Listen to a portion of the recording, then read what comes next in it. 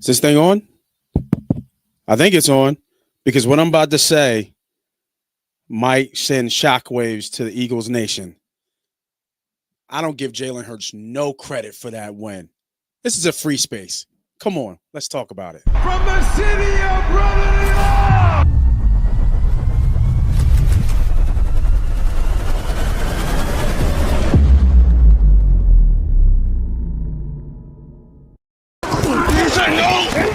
All day, baby. You know that. Let's hunt.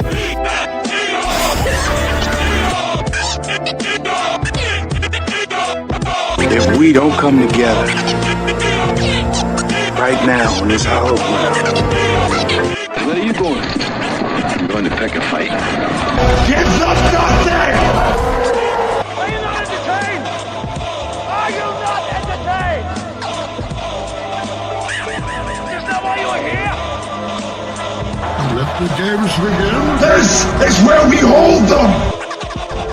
This is where we fight! This is where they die! Money is nice, championships are better.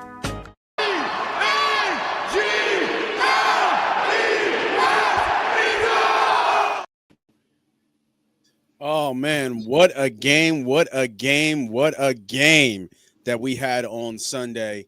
Living rent-free in the Rams' head, winning 33-26, if I'm not mistaken on that.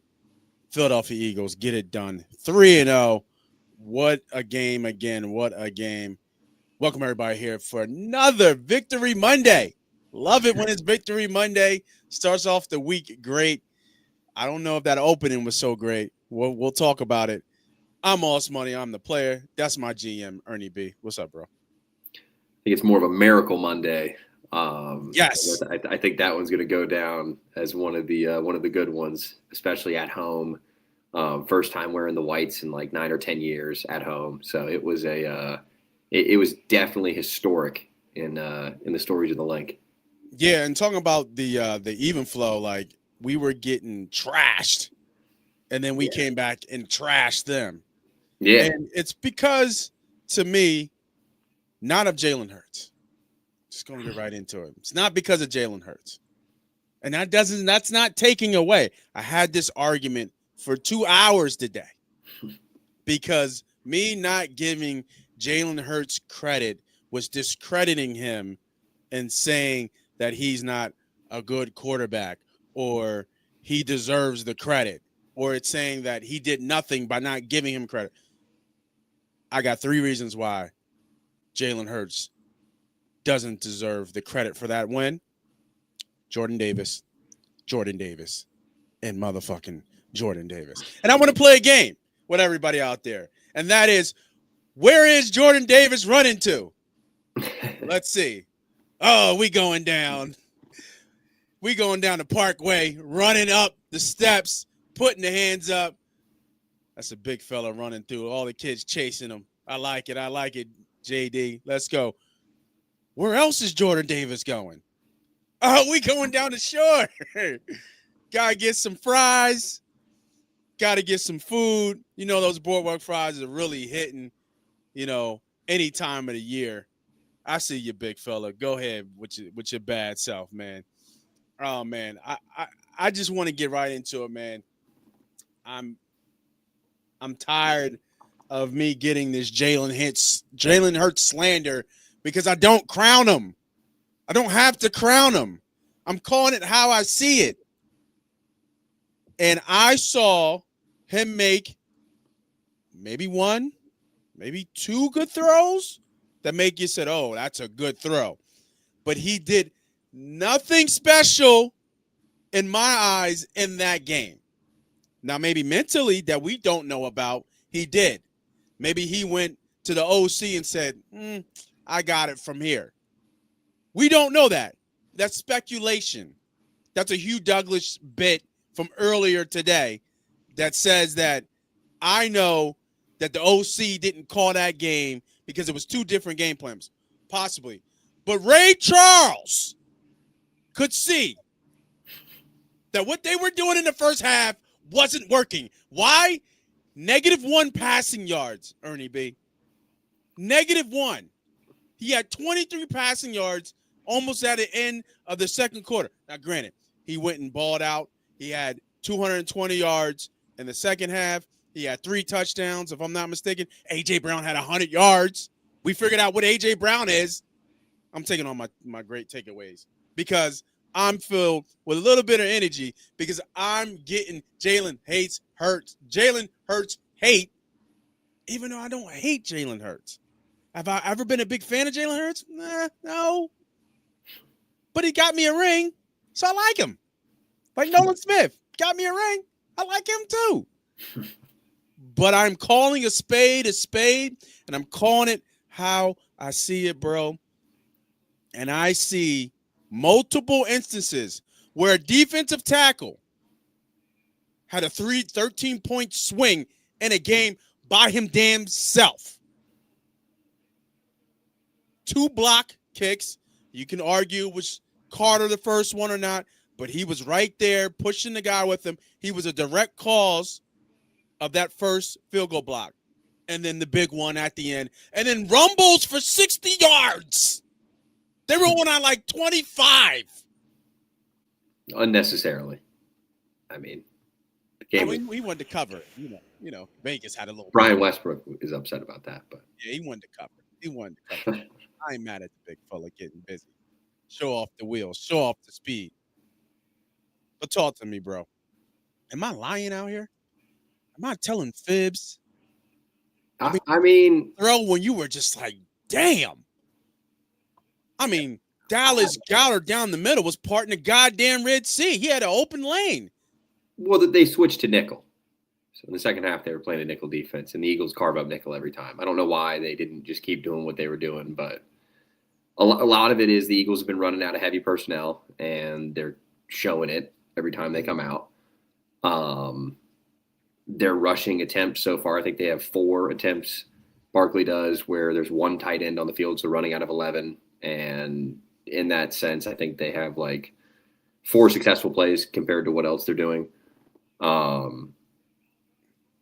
mean, I'd say I don't think you're not discrediting him, but Carter did have credit for the first one. I mean, Davis and them, they made the right play. The fact that the team figured out that Carty was kicking low was pretty impressive. I don't know who on the staff pointed that out or if the players actually did it themselves, but his knuckleballs on special teams were killing him. But some way, somehow, they figured out that he was booting it a little low. And so, Carter and Davis had not been stacked on top of each other on special teams for, I don't know why. I guess you could block both of them, but there's still other guys to worry about. So they also attacked the weak defender on the line, or weak lineman on the line, which was Bo Limmer, who they've had a lot of success against. I think this is kind of I think Eagles fans suffer from like effective short-term memory. They don't have any sort of long-term understanding because this feels exactly like last year. I said it to begin with. I thought that if we came out 2-2 in these first 4, that I'd be pretty pleased. So the fact that we're 3-0, probably going to go 3-1 against the Bucs just because it's got to figure itself out at some point. Now they beat the Bucs. They're making their way out of this gauntlet run to start the season, but they're still figuring things out, man. I mean, it's week 3. You're playing a really good football team who has your number. I mean, they've had your number every time. And when the run wasn't working, I mean, I don't think you can knock the offensive coordinator like the city has already. I mean, who was calling the plays? You told me Nick Sirianni can't call the plays. Hurts isn't calling plays by himself. I promise it's not happening. He can, check and, make audibles, which I think was what that argument was about. I think it was more of a read situation than anything else. But Sirianni said that Petullo was calling plays in the second half, so they're not stripping any play calling or anything like that. I mean, when tied or trailing this season, Hurts is 40 of 58 at 69% completion percentage, 371 yards passing, 3 touchdowns, 0 picks, 103 QB rating, 17 carries, 101 yards, 3 touchdowns, 1 fumble. He's a gamer. He's a gamer. What's that? He's a gamer. That's what I'm saying. It's not it's not gonna be. I don't think his stats are the ones that need to be impressive. I think it's how do you deviate amongst the weapons, or as AJ Brown calls them, the killers. Which I agree. I mean, this team is full of killers. So I think that every time we do this offensive coordinator shuffle, we're figuring out yet again. Okay, what's the order? It's like, imagine you're a flag football coach and you're like at an all-star game and you don't really know any of the kids' positions. So you're like, all right, who's the quarterback? Who's the running back? Who's the receiver? Everyone wants to be that guy. Nobody wants to be like the center. You know what I mean? Yeah. And so it's like, everybody wants to touch the ball. I think that every year an offensive coordinator thinks that he can make something that's good better, and while still keeping it the same. Because I don't care what anybody says, it's the same offense. It hasn't. It's the way they execute it. It's the way the plays are called. I thought Sirianni had a really good one. It's players, plays, formations. It has nothing to do with scheme. It's not about this scheme is just so much better than anything else. There's only so many ways to play football. So, players, plays, formations. And it's about in what order do they do that? Jalen talked about synchronization. In the second half, they showed what they are capable of when they're synchronized. I think this team is also struggling with the fact that the run is not working. And that they were playing the pass off the run last year. Well, now the run isn't working, so they're forcing Jalen to pass. He passed well when he had to adjust to it, but it's not like he threw for 500 yards. I mean, that's not – I don't think that's a successful timeout. I think what's successful is the fact that I think they've let up like 4.6 second half points all year, surprisingly behind only the Panthers. But the team seems to be adjusting on the fly pretty well. And I think that the game plans to start the game will get better as the season goes on. Yeah, no, I completely agree with what you said. And looking through the media, right, getting down to what people are saying and not coming up with our own hypothesis of what actually happened and actually getting facts and thoughts out there. But, with my monologue in the beginning, I mean, my biggest takeaway was just Jordan Davis. He's continually to shine and pop off the screen. He's making play after play. I counted 3 turnovers by himself. The chase down on Stafford for 3rd and 2nd. That was a turnover on downs. They had to punt. Granted, like you said, somebody from the special team side made the call.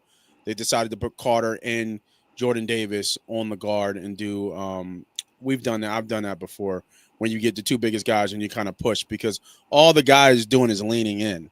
He's not kind of blocking. It's just everybody's folding in to create a wedge. Well, you put 2 of the strongest dudes on one guy, 2 beats 1 almost every time. So he couldn't anchor. He got through because of Davis as well. Carter got the block ricochet off Davis. Boom. Turnover on downs. That's points off the board. There's 2. Jordan Davis was a part of it. And 3, obviously we all know the big block and the run back. That's the third turnover. And 2 of those happened in the 4th quarter.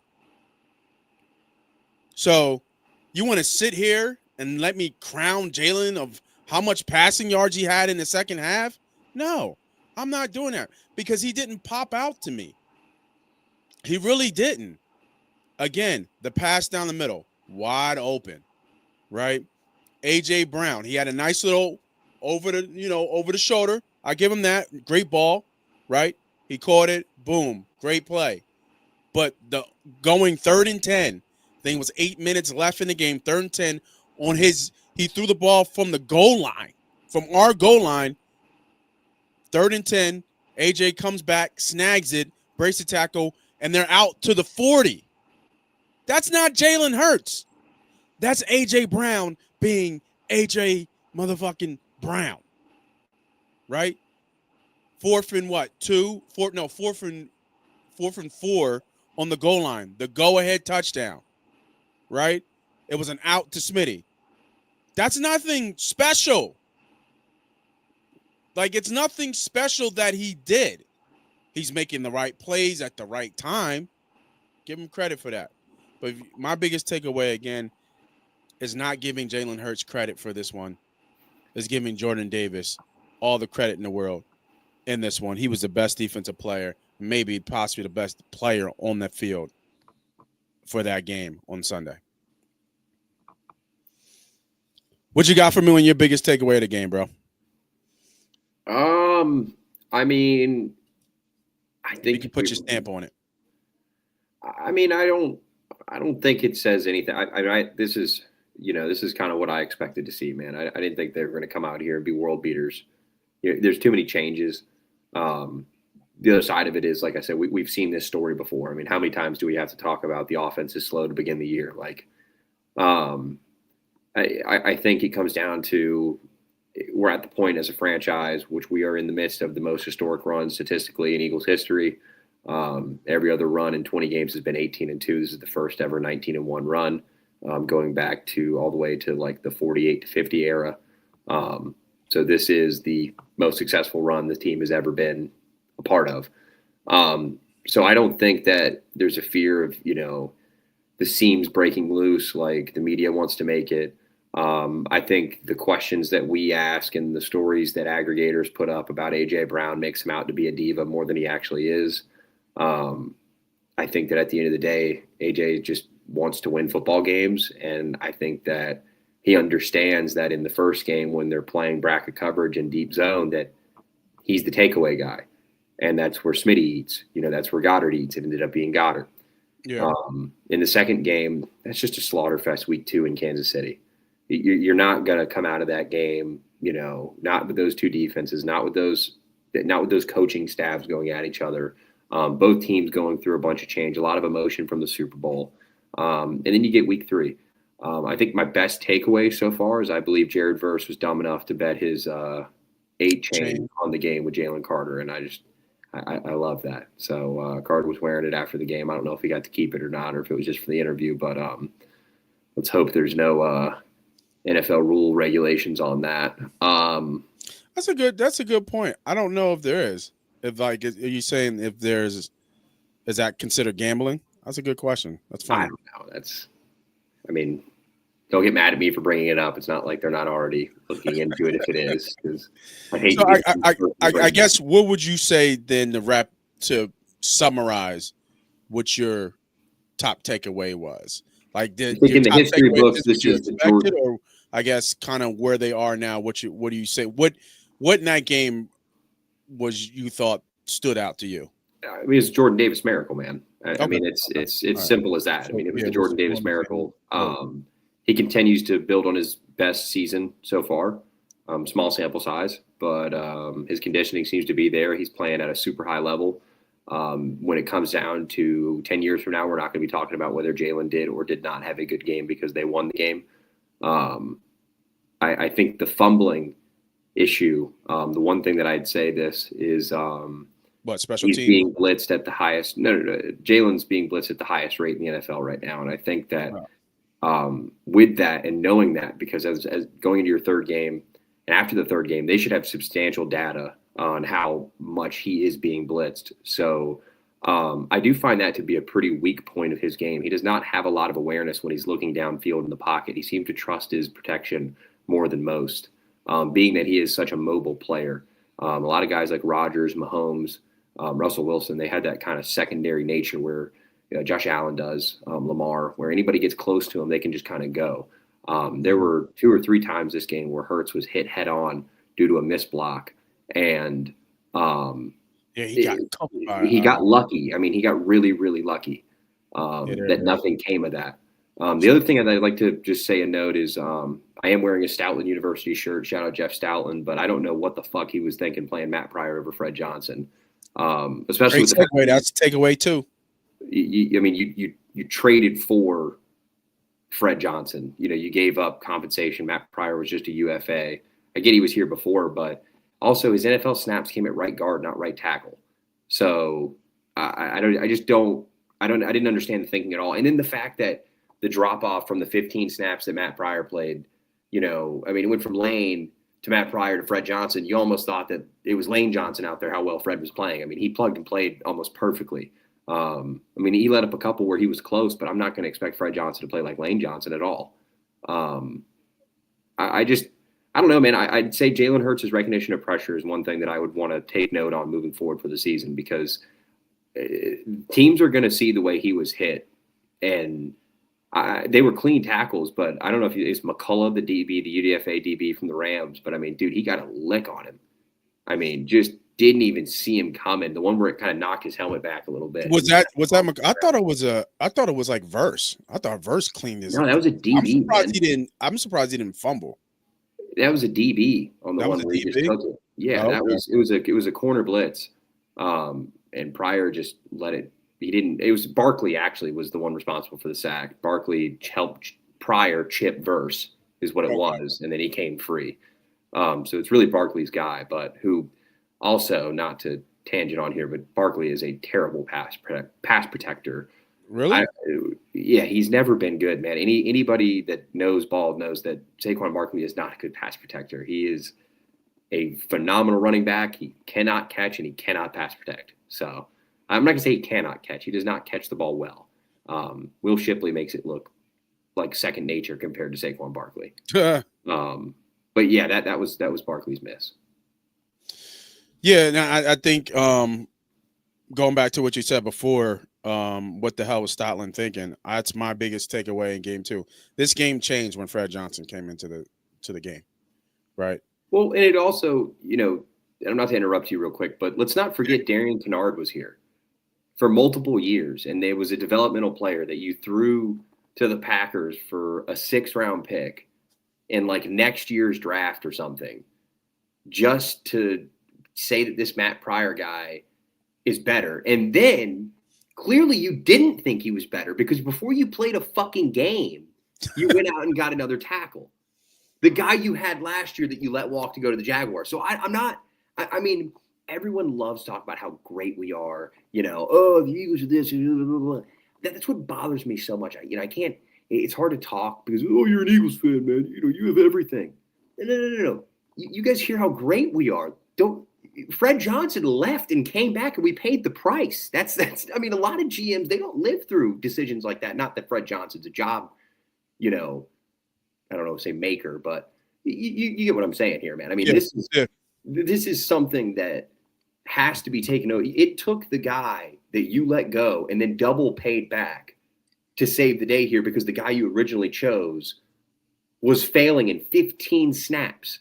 He was so bad in 15 snaps that they yanked him out of there. And he cost, what did Pryor cost essentially? 14 points? Yeah. Lane played 10 snaps. Pryor played 15. I think it was 45 left over for Fred Johnson or something like that. So, that was horrendous, man. That was absolutely horrendous. Yeah, no, I agree. And like I said, I felt like the game changed once Johnson got in. I saw Big 74 out there. I was like, oh, they switched it. And I was like, all right, good. And then you didn't hear anything about Verse at all. Like was nothing. It got shut down. So, yeah, I think that was my biggest takeaway was that move because now it allowed the Eagles to do a little bit more pass protect, allow Jalen to get some time to at least see his progressions and go down the field. And run game was, they bottled up Barkley pretty good. So they haven't figured that part out yet. The highlights of Jalen Hurts' second half, they haven't figured out the run game yet. It's a lot. It's with the run game that I'm noticing, like before they would get Barkley to the edges. Well, they're not doing that now. That's the big thing. Notice they're not pulling Dickerson like they were because he's not healthy. Yeah. Jurgen's back, not 100%. Mailata, sleeve on that knee all off season. We talked about it last show. Yeah. Steen has arguably been the best offensive lineman on the team so far. Yeah. And that was the big, oh my God, Mekhi Becton. We should have been talking about Isaiah fucking Rodgers because, wow. Dude, guy made history. Now, mind you, flash in the pan, whatever, that's fine. But he showed promise at a position where this team is grasping for air. Even more. Yeah. Well, I guess let's touch on this real quick. Lane left after 10 snaps due to what I have my understanding is a stinger. I believe he called it as a so-called stinger. Yeah. Not a concussion, right? Just a stinger. That's what he said. He says he should play next week. In my experience with Lane Johnson, the dude never quits. The guy never quits. I would imagine that an injury that held him out after 10 snaps for the rest of that game, where he sat on the sideline and basically just didn't move the entire time, I'm going to take a wild guess and say he doesn't play out of precaution for the player. Now, they're already heading down a day early because they have been getting their asses kicked so thoroughly by Tampa. It's not even funny. So they're heading down there a day early to acclimate to the heat. We know what it means. They want to get a head start and get down there and just really – I mean, you can already hear – I don't know if Eagles – I don't believe the Bird has the ability to do this, but they're drooling right now. I mean, they are drooling for this opportunity. They want to go down there and they want to get through this mountain that is the Tampa Bay Buccaneers. Yeah, makes sense. So I think we'll figure out Lane's status pretty quickly. I would assume Fred Johnson's going to hop in there. Supposedly Adoree Jackson, groin injury. He's been missing snaps every game. I bitched about this with Slay last year. I would rather have Slay in this position, obviously. But he seems to miss a lot of snaps. And Bennett, man, he doesn't see – how you feel about Ringo, I'd rather see 7 out there than see 23 come in because, dude, the guy just – I mean, it's like he looks the part just like Ringo, but he just looks – he's so out of place every time. He's so over-aggressive, just so – looks so nervous. Like, right. You know, Jackson looks like, all right, I know I'm old. I'm not trying to do too much. But we're at a time now where you're starting to see the decisions that were made in the offseason that are reflecting on what we have now. And Carson Wentz, led the Minnesota Vikings. We put up almost a 50 burger, while Isaiah Rodgers is going to be the NFC Defensive Player of the Week for, I think it was 2 touchdowns, 2 forced fumbles, and a kickoff return touchdown. I think it was 1 kickoff return touchdown, a pick 6, or a fumble scoop touchdown, and then another. Yeah, 2 defensive touchdowns. He had a pick 6 and then a fumble recovery. That's insane. And then 2 forced fumbles. That's insane. Yeah, a couple pass breakups. Yeah. Yeah, no, he had a – I mean, he should get it for the month, to be honest with you. If he does anything else, if he gets 1 or more pick or whatever, I mean – shit, if he gets a tackle. Yeah. Seriously. Either him or Davis, one of the two. It's tough. It was a lot of blocked field goals, too, last week. It was all at the same time, too. Yeah. It was pretty weird. The multi-view was in full blast. This is an interesting takeaways we have. So our first takeaway was Jordan Davis. Second takeaway, Fred Johnson. And me and you are actually on the same board here. I thought you might have had it switched a little bit, but we're on the same board here. My third big takeaway from that game was throwing A.J. Brown wins games. Throwing A.J. Brown wins games. I don't know. We don't know if he wasn't there, like you said. He was bracket. He was zoned. He wasn't open. He's always open. But I know what you know, what we all know, is that throwing A.J. Brown the ball wins you football games. It's proven. We've seen it. With him, with the ball in his hands, similar Barkley a little bit tougher right now, but we've always seen with the ball in A.J. Brown's hands, good things happen. He makes Jalen look good, in my opinion. Now, has Jalen gotten a lot more accurate, a little bit better with his zip on the ball, a little bit touch. He's always had a pretty decent deep ball, for sure. But I think he's in. I think there's one top 5 you can put him in the NFL without question. It's the deep ball. Everything else, you can put him as a top 5 runner and a top 5 thrower of the deep ball.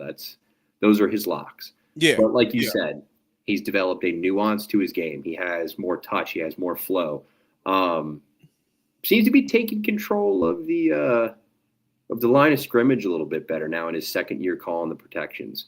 I did notice, though, after the prior debacle, Dickerson started to call some things out on his own. I don't know if you noticed that. No, I didn't see but that. But he was pointing some things out because, the right guard calls the snap for us. Right. And so I noticed Dickerson before the snap, maybe to try to jump him off sides. But anywho, he was pointing sometimes what seemed to be, the hot guys who was coming.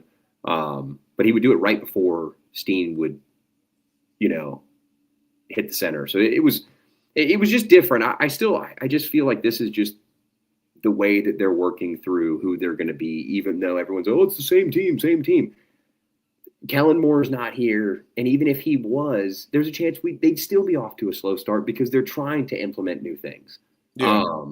It's just the teams are playing them differently, and they are loading the box, and they're doing everything they can to stop Saquon. Now, I don't know if you noticed, though, the Rams still kept their two-shell coverage even while loading the box in the first half. And then finally in the second half, once they started moving the ball a little bit, the Rams backed off. And as soon as the Rams backed off, it was over. As soon as the Rams gave space between A.J. Brown and Emmanuel Forbes, the Eagles took advantage of it. Yeah, as they should. Give him space, not give him space. I mean, just get him the damn ball. Get him to get the ball in his hands and let him go to work and let him beat up on these smaller, weaker. It's the turnover thing, man. It comes down to the turnover thing. This team is so hyper preventative of turning the ball over that it has slowed them down offensively.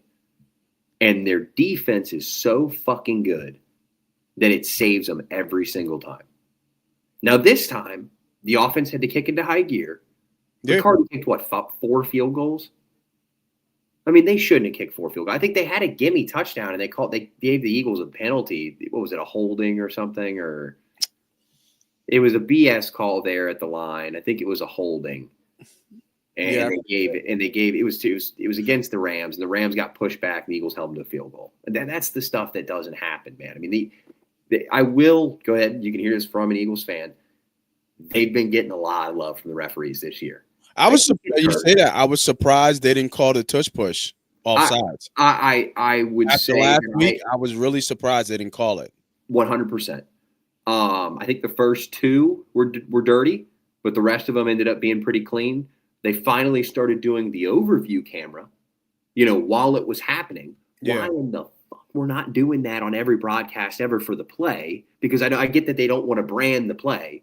They don't want the play to be in there. But don't you think an over-the-top camera with that beautiful little line of theirs going through, with that chip in the ball we got now, it would be a problem, man.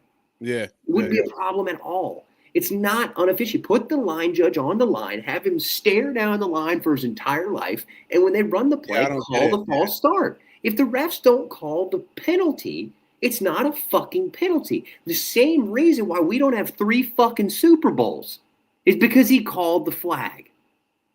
It is what it is. Did James Bradbury hold him? Of course he did. You asked for it. Of course he did. You asked for it. It will come. This is for you, Ernie B. This is for you. Whenever you feel like it, just say, "That's a flag." Dude. That's a flag. Whatever you feel like, just say, Nate. Just dangle, get a yellow handkerchief, something, just dangle it. And we'll do it one more time. That's a flag. He launched that thing, dude. It's a flag. We'll call flag on the play. On the play. Now, I was surprised. I mean, I'll take it, right? I'll take it. I don't think the push off in the end zone from AJ Brown the touchdown. That wasn't Adams had the one on Reed. And I thought AJ's on Darius Williams was clean. I thought both of them were clean. I thought that if you're in my opinion, those calls were young receivers, call it. Vets, you let them have it every time. I was surprised that they're getting tight. I don't like it. They're getting tight on the celebration. I didn't think Puka's was necessary. Puka's was bullshit, but I can never predict what came out of Jalen Carter's mouth, but he was with the team coming off and blocked a kick, and they threw it because that was a bad. That's silly. Yeah, that's silly too. Yeah, I mean, I would say let's have this conversation week 12 and see how thoroughly they're really enforcing the, Puka doing that, and he wasn't even shooting guns, he was pointing, with the thing. I think that was a little funny. If you go back and watch the video, the only reason I can give 1% to the ref here, and I give 1%, did kind of look like Jahad Campbell got hurt on the play. Puka rammed into him, grabbed his side, kind of leaned over for a second, sprung right up afterwards, but it kind of looked like there was an injured player on the ground for a second. Mm-hmm. So that's where I kind of, in the moment, I was kind of like, oh, what the fuck? And I was like, all right.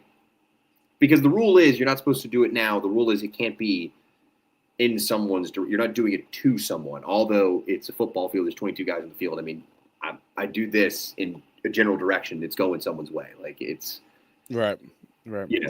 But yes, Give a little update here. I know we want to always keep our folks who jump in and out looking for some updates. Right now, 14-7, big goal line stop by the Detroit Lions stop Baltimore from scoring. They were 4-for-1. I think they ran some type of thing with Lamar. He fumbled, and they picked it up and ran it about. Here is it, Campbell. Is that not what Campbell is that?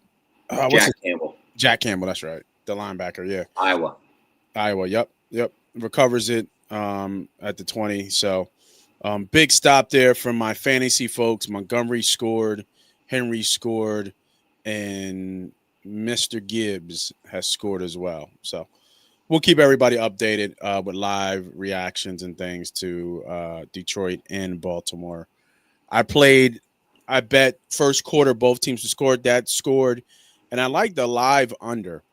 The live under was it got as high as 55.5. And I think this game gets a little bit tighter, and Detroit kind of might play a little keep away ball with their run game. So makes sense. It got off to a rocket start. Yeah, and I think we'll shift back. So just for those looking for those updates and those betting live bets, just stick in with us, and as the game keeps going on and we talking birds, I'll throw some more live bets that I see there. But looks like we'll be looking at some second half stuff, third quarter stuff coming up here shortly. All right. So first takeaway, Jordan Davis wins the game for me, and I think for you. Maybe not in that fashion, but Jordan Davis was one. 2, Fred Johnston stepped up and did what we paid him to do and what we knew what he would do.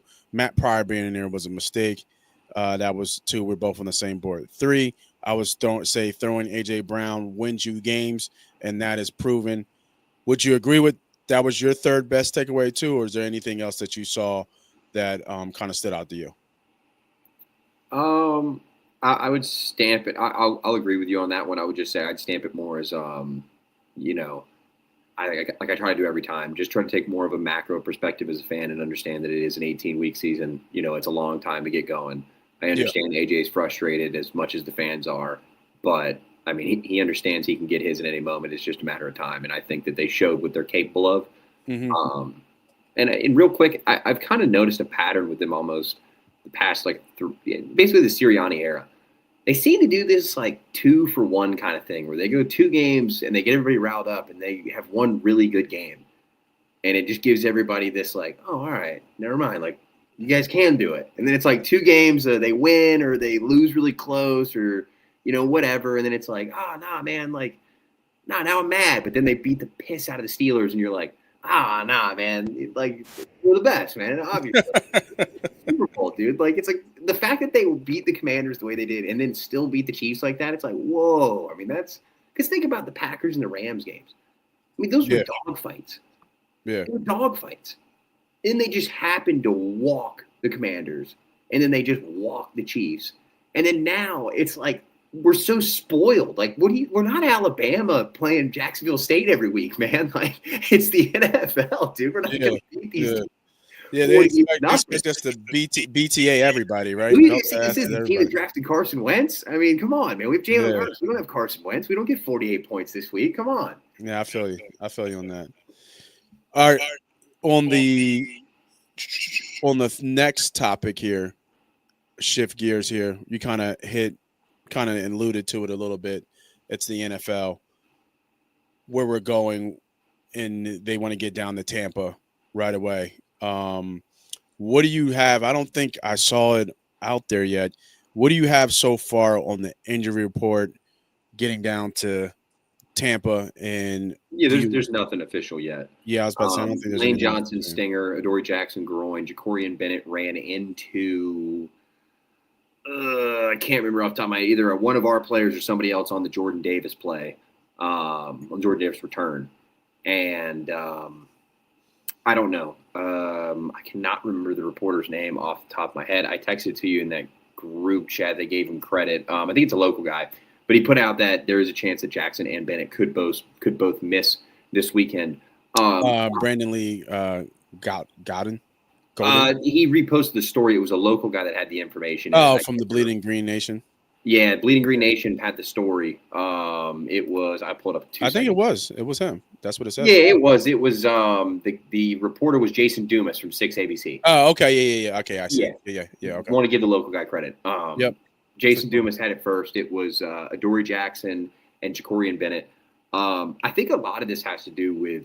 I think we're going to be down. I'm just going to go ahead and say it. I think we're going to be down a lot of bodies this week.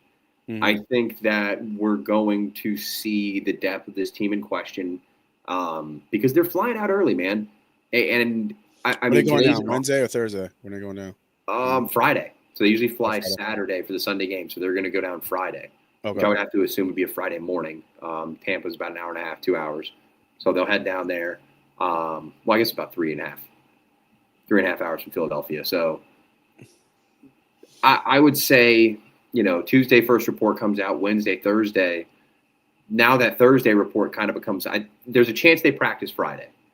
I think what the report was that you kind of saying that they want to get down in that weather, in that heat. They do. And I think like I hinted at earlier, I think a lot of this is they want to get through this mountain that seems to be the Tampa Bay Buccaneers. Yeah. The Buccaneers account for 17% of Jalen Hurts' professional losses, including the playoffs. Crazy. 17% is a lot for those who. Yeah, because he's won a lot of games. Well, he's won a lot of games, yeah. And 17% is a lot of that number of losses, which is a smaller number, but it's almost 20% of his losses. Yeah, so, absolutely. I mean, that's a pretty substantial number. Yeah. I would say if I had to expect, I'd say Fred probably starts. Fred Johnson at right tackle. And we could see Keely Ringo. We also could see Mac McWilliams, the rookie out of Central Florida, get some run. Little Mad Max? Yeah, I think there's a chance they move, and for those, I saw some reports about when Adoree went out, Cooper moved to outside. He did not move to outside. They just were playing base. So the rare times that they do play base, yeah, Cooper's your outside. Cooper's going to play the outside opposite Quinyon. Quinyon did follow Devontae Adams a little bit, so I wonder how they're going to handle Tampa's group. So what I know from Tampa's injury report, I think Evans had a groin. Yeah, Evans is going to be out. Igbuka's dealing with a hip and something else. Yeah, but he still balled out last game. I think that's just he's a dog. Yeah, I think that's just normal. Not normal wear and tear, but just the bumps and the bruises during the season. He'll be fine. But Godwin is the big one that comes back. They have the deepest receiver room in football. They did. Yeah, and Evans is not. I don't think Evans is really a big deal from him being out. I mean, I know he's a walking jacket, but he hasn't really popped this year. It could be the first year that he misses out on that 1,000 yards because Emeka has just been amazing. Maybe even they've also look at him for rookie of the year possibly. They've also won in the last 3 minutes of every game. So yeah. So and then the question is, does that run out? Does that little bit of luck run out? For them. I mean, they win this game. Let's say Philadelphia wins this game. I mean, to go into the week after, you got Denver, and then it's the Giants, and then you got at Minnesota, Carson Wentz, and then you get the Giants again. So I mean, if they can just get through these next couple games, man, I mean, they're dealing with a gauntlet schedule to begin the season. I mean, they really are. I mean, to play who they've played through 3 to be 3-0. I mean, I'll say it again. I was happy with 2-2 after 4. Seriously. Now 1-3, I would have raised some. That would have raised some questions. But I mean, they're 3-0. Another quick little good one. Jalen Hurts has now had 2 stretches in which he's been 16 and 1 or better.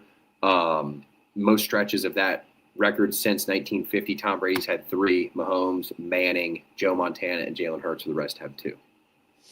That's elite company, man. I mean, just when we're talking about wins here, guys don't just stumble into wins. So yeah, that's quite the. So give the official update at Raymond James Stadium in Tampa. Looks about 88 heat index, upper 90s. There's a 50% chance of rain showers during the game. Humidity will be up around 80. I got a feeling it's going to rain. You said you have a feeling it's going to rain? I got a feeling it's going to rain. Yeah. I mean, it's Tampa, so. No, I got a feeling it's going to be a factor in the game. Oh, yeah, for sure. I think the heat and the rain is going to play a pretty serious factor. Let's say the Eagles are on a I guess better than usual run. I don't know what's better than usual. They're coming off a Super Bowl. Let's say that this is not a Super Bowl run. Let's say they're on one right now. Mm-hmm. Jake Elliott game-winning field goal. No, calling it already. I'm just gonna say it. If they win this game, it's off Jake Elliott's leg. Interesting. In the weather, I think that would be the kicker. You glossed over it real quick. Yeah. They had a lot of special teams troubles this week. Outside of Jake Elliott and Braden Mann, I'm talking about the Tank Bigsby, who was, such a great kick returner, and then these knuckleballs that are going around the NFL. Not having Will Shipley out there was such a problem that they actually cut Kenyon Green again and claimed the returner off waivers today. So Xavier Gibson joins the team via the Jets and then the Giants for about a week, and now he's a part of the Eagles. So we'll see how long he sticks around. Yeah, no, it was just weird.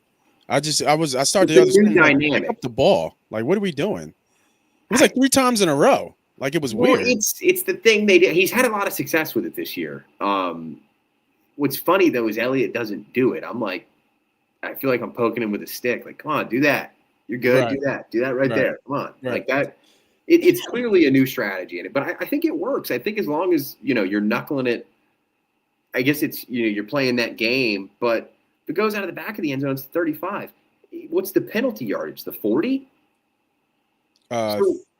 Yeah, something like that. So what does it matter? Just knuckleball that thing. If it goes out the wrong direction, I mean, it's you lose 5 yards. I mean, most likely if he touches it, then it's at I think it's at the 20. Yeah, or 25, whatever the fuck it is. I don't know. The new special teams rules are about impossible to keep up with. Looking, looks like the Ravens just scored. Tie ball game. Lamar to Bateman on a touchdown pass. So looking at this game right now for the Tampa Bay Buccaneers versus the Philadelphia Eagles. To get a win, what do you think we need to do here to get a win in this game? Keep the fuck up, because they haven't been able to do that at all. I mean, they seem to – dude, I'll be honest with you. I have not seen competence when the Tampa Bay Buccaneers are the opponent. So I don't think it's – I think this is simply overcome what you have not been able to in the past. This is their Goliath. It's not the Super Bowl ring. It's now this. This Tampa Bay game means so much more than the game in Kansas City did, because they haven't done it. I mean, Brandon Graham didn't do it. Fletcher Cox didn't do it. Jason Kelsey didn't do it. Now we're in the new era. Landon Dickerson hasn't done it. Mailata hasn't done it. Jalen Hurts sure as hell hasn't done it. I mean, when Tom Brady whooped the ass, then it became Baker Mayfield. I mean, they've just been giving it to him, man.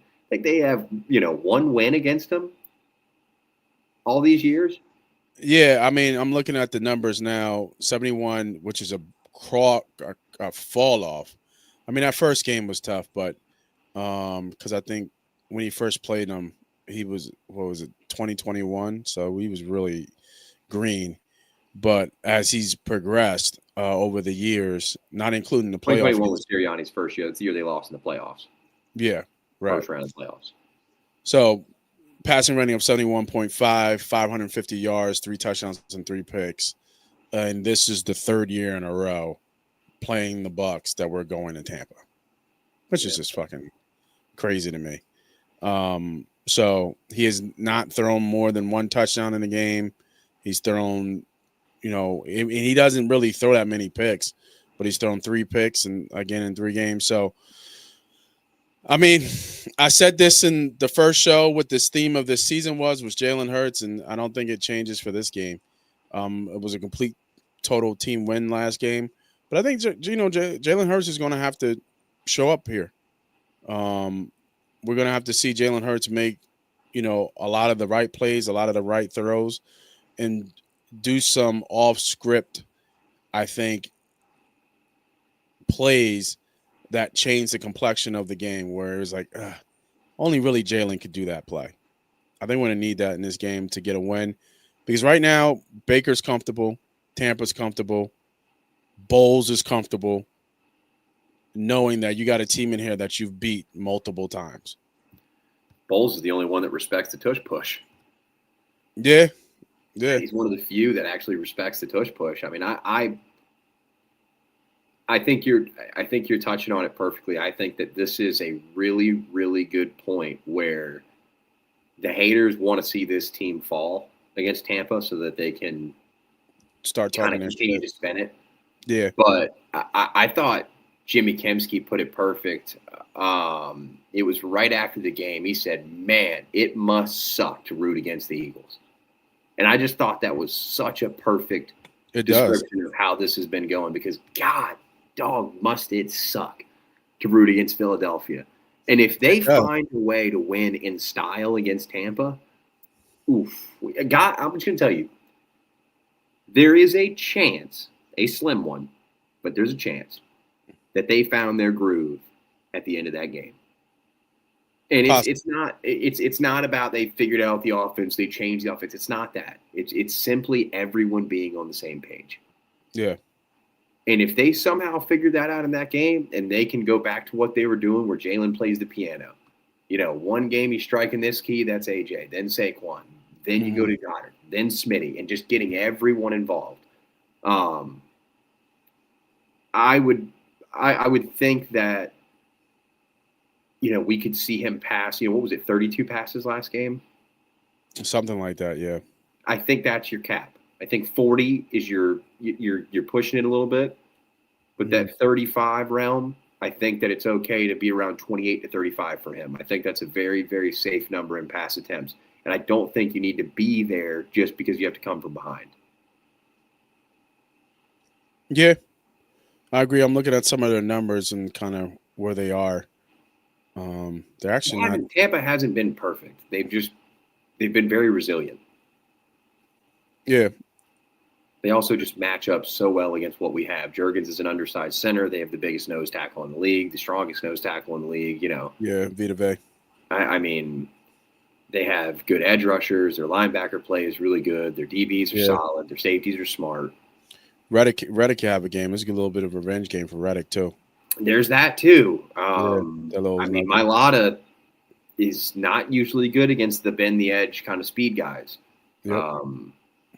And if Fred Johnson plays for Lane, or hey, is it bad to say that if Lane playing through a stinger is not the best thing for this team too?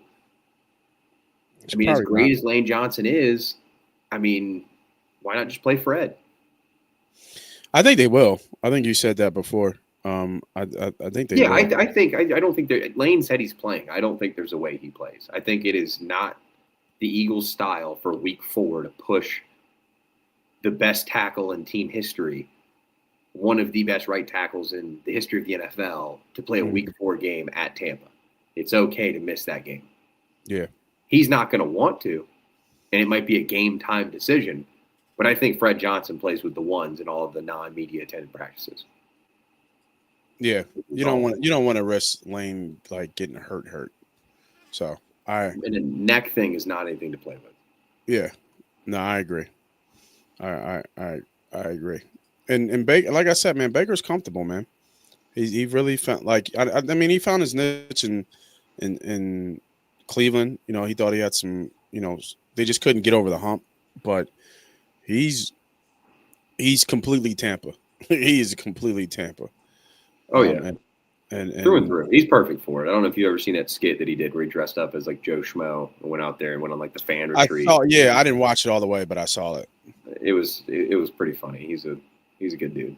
I've always been a fan of Baker's. Yeah. So score. Give me a prediction here. Tampa versus Eagles. What you got? What's the over-under on this one? Over and under. I know the Eagles opened at 3.5. Yeah, I saw they opened at 3.5 last night. Over and under. I'm gonna guess they've probably already baked in the run. I'm gonna say it's probably like 43.5. I was gonna say 45. Yeah, that's really low. I'm gonna say weather's a factor here. And the line dropped 3 already.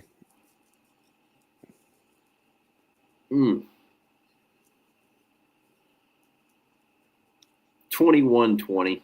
I'll go 21-20. Ooh.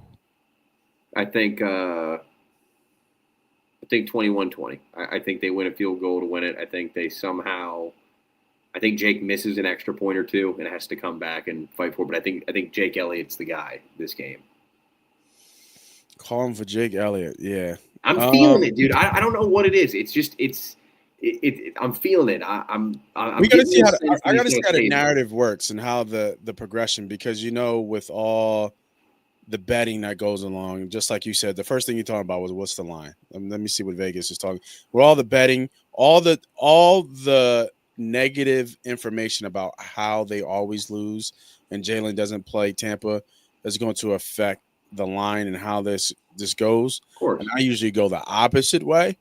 So I'm kind of with you. I wouldn't surprise me if the Eagles win this game. Like you said, they kind of found their groove a little bit. Tampa matches up well against us, but I think we also kind of match up kind of good against Tampa. I'm not sure Williams found some success running the ball against us. They definitely did. And Bucky's blocking scheme was really well though too. They attacked Ojomo actually. They attacked Ojomo and Campbell, who would be the lighter guys. Yeah. And they kind of put Bond in conflict.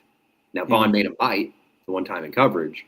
But if you've noticed, a lot of teams are really avoiding Bond and DeJean. They're staying away from that combo. They're testing Mitchell, but only when Mitchell has to pass off late. I don't know if you've noticed that, like the play to Adams. They're getting Mitchell in transition late, which is causing some problems. But they were avoiding DeJean and Bond when they're in the same area of zone. Quarterbacks need to be staying away from that. But with the run side, they're going right at Ojomo, which we talked about in the offseason. He is a great pass rusher. He is not Milton Williams in the run game. And Milton Williams was a body in the run game. Right. And he's shown it still in New England. So I would say that the Bucs, man, they're having some offensive line troubles, which is in the Eagles' favor. But the Bucky Irving, Rashad White running back combo, I'd put that right up there with the Kyron Williams, Blake Corum combo. I think they're going to give us a fit. Yeah, that's how I was looking at. I think Bucky is going to give us some fits just because he's so dynamic. The check downs are going to be a problem. And then I'm not sure, is Emeka always in the slot? No, they move him around, but he's going to be a problem. Yeah, because Godwin's in the slot, right? Well, they're going to interchange flank slot. Okay. I don't know how much Godwin's going to actually see action, but they don't need him to because they could just. I thought he was a go last week when I was reading it. They have Sterling Shepard still. They've got what is it, Jalen McMillan or something like that. I mean, they have easily the deepest receiver room in the league with names. Right. So they're going to fill in and they can move everybody around. But I mean, when Evans is out there, he's playing the boundary. Yeah, for sure. I'll go. I think it's going to be right there. Like you said, rain's going to be a factor. I'll say 17-13. Defense has themselves a day. Yeah, I think the rain. I just think they won't be able to really throw the ball. But I mean, predicated to what the Eagles do, it's not. They don't really throw deep balls, right? It's like 12 play drives, 10 play drives. It's like it's just chipping away. It's like death by 1,000 cuts. A little bit of Goddard here, Saquon. Like everybody gets a little bit of nibble, at it. You know what I mean? As they drive, and then maybe one a player makes or breaks a big play. Kind of like AJ did, and they have players that can do that, or Devontae gets behind the defense and makes a good, one-on-one catch. Something like that might happen, but they really do just take what the defense gives them and just methodically just dissect you down the field. Yeah, I mean they're kind of like an amoeba offense within Jalen Hurts' strengths and weaknesses. They tend to morph to whatever's in front of them. Yep. I would say that one thing we have to bring up before we close out, though, is something just real quick. We touched on it earlier. Jalen Hurts is the highest blitzed quarterback in the league, and it's not changing against Todd Bowles. I expect the Bucs to. Is Todd one of the ones who he's up there? He blitzing all day. He's one of the few left that still sends the dog. Pin your ears back and go. Yeah, almost every play there's somebody coming. It's going to be. I just don't. That's the thing, man. I think that with Vita Vea and everything, I don't. Landon Dickerson just doesn't have the strongest base right now. Juergens doesn't look like himself. This isn't coming from only my tape watch. I mean, you can go listen to Greg Cosell, who's like the godfather of tape. He goes on plenty of national media things and has talked about a lot of this stuff. The Eagles are banged up front. Now, they're fighting through it because they're trench warriors, but it's showing in the run game. Now, obviously, teams have adjusted to the way that we're running the football, but still, the Eagles need to get more creative in getting the ball to 26 as well as 11. It's not just throw the ball to 11, 15 times this game. There has to be ways to get Saquon involved that isn't just little check downs or halfback dives or counters. Yeah, whatever happened to the fucking screen? We used to be how do you not throw this guy a screen? It was too much screen. It was like, stop throwing the fucking screen. And now it's like, all right, come on, give me a little screen. Give me something safe. Give me something safe. Come on. Sense. Nobody really, they don't even run the screen. Like these guys want to pin their ears back and go. They ran a screen to Barkley, and Barkley broke it. The offensive line's here. Barkley turns here. And it was like he's left between Mailata and Dickerson, and then it's like the Rams just collapse on. I was like, dude, that's the slowest developing halfback screen I've ever seen. I was like, what are they even fucking doing? It's like they RPO'd into a screen. It was so stupid. It's just it's a lost play, in my opinion. Jalen Hurts, according to our fans, is the offensive coordinator, the quarterback. I guess he'll take over running back duties or something next week. Yeah, I hear you. All right, we had a great show. Ran through the takeaways, ran through the next game here in Tampa, and let's make sure we keep the train rolling, man. Love starting Victory Mondays as a victory. So I don't know what the hell to call this shit. Honorary Miracle Monday. This was an honorary Miracle Monday. Yeah, that was absolutely. God bless Jordan Davis. For myself, I'm Moss Money. I'm the player. That's my GM, Ernie B. This is Victory Mondays. We'll see you guys next week.